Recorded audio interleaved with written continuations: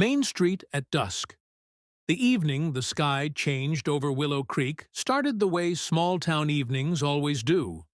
Porch lights flicking on, screen doors creaking, the smell of cut grass and somebody's ribs on a grill. Eli Harper was counting bolts behind the register of Harper's Hardware when his daughter Lily darted in, ponytail flying. "Lily," whisper urgent, "Dad, come outside. You gotta see the clouds."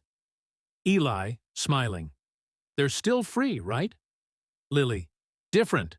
They're singing." A faint musical hum drifted over the courthouse dome. The clouds wore a soft greenish light. It wasn't lightning.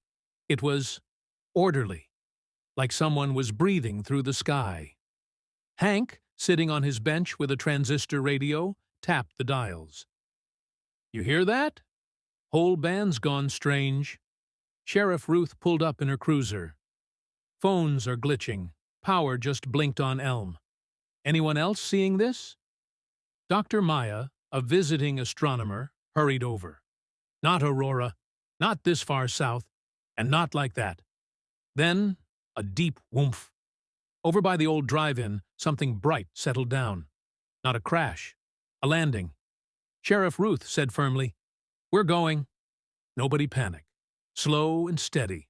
Eyes open, hearts steady. And together, like a congregation, they walked toward the drive-in field. The drive-in was overgrown, but in the center stood something extraordinary. Metal that looked like water. Water that held its shape. Lily, breathless. "It's beautiful." Dr. Maya, "No seams, no thrusters. It looks grown." Hank clicked his mic. "CQ, CQ, this is K8HM. If anyone's up there, we welcome you." A doorway opened. From it stepped a tall figure shimmering with light. "Anla," voice like chimes. "We greet. We listen. We request no fear." "Sheriff Ruth. I'm Sheriff Ruth Callahan. Who are you?" "Anla. Wayfinders. We travel by memory. Our charts. Diminished. A song brought us here." The radio crackled with a lullaby. Hank's eyes filled. "My Ruthie sang that. I sent it in, the 1976 time capsule." "Anla. We need the peace you saved." Sheriff Ruth. "We don't dig up county property for strangers. There's law." A smaller figure stepped out. Cree. Cree. "Hello." Lily, grinning. "Hi, I'm Lily. Do you eat pizza?" The crowd laughed nervously.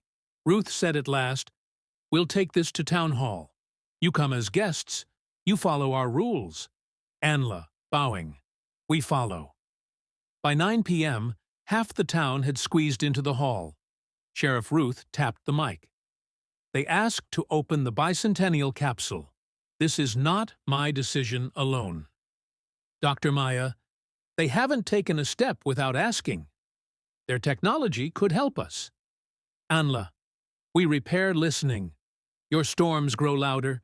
We can strengthen your networks so voices carry when towers fall. We ask only for the peace you saved." Hank, "That capsule has my Ruthie's lullaby. If they came this far on her song, maybe we can lift a shovel for them." Eli, "Rules matter, but sometimes rules are just fences around dead ground. If opening it saves lives, let's bring the flashlight." Mrs. Grant, worried. "And if it's a trick?" Cree, earnest. "We cannot lie. Our voices would drop. You'd hear it." The hall went quiet. Hands slowly rose, one by one. Sheriff Ruth nodded. "All right. Tonight, we open it. Together." The plaque read, "Bicentennial Capsule. Open in 2076. Hank's shovel struck metal. "There she is," he grinned. Inside were baseball rosters, a paper flag, and a cassette. Willow Creek Voices, 1976. Anla, "This is the piece. With permission?" Ruth allowed it. The cassette glowed, and voices filled the night. Laughter, a parade, a woman's lullaby. Hank whispered, "That's Ruthie. She's been gone 10 years. Anla, "We travel by such decisions. When to wait, who to hold." This song says, we rest together, we rise together. It completes us. Eli, trembling. My wife sang that too. I forgot the second verse. Cree. We can return it. The verse filled the air. Eli closed his eyes and sang along. At that moment, black SUVs arrived. Federal agents stepped out. Corporal Jenkins. We need to secure the site. Sheriff Ruth stood firm. These are our guests. You'll listen first. Thunder rumbled. The clock struck midnight. Rain began. The ship pulsed like a heartbeat. Jenkins, quietly. What do you want with us, really? Anla. To borrow courage. To carry it where it's thin. Jenkins lowered his weapon. My mother sang that song too. Do what you came to do. They cataloged the capsule's contents, replacing everything. The wayfinders copied only the pattern. Anla. Your town will find a voice when storms take light. Sheriff Ruth. We'll use it for everybody, not just ourselves. Cree leaned toward Lily. Pizza? Lily laughed. Next time. Hank patted the soil back down. Sleep tight, old girl. See you in 2076.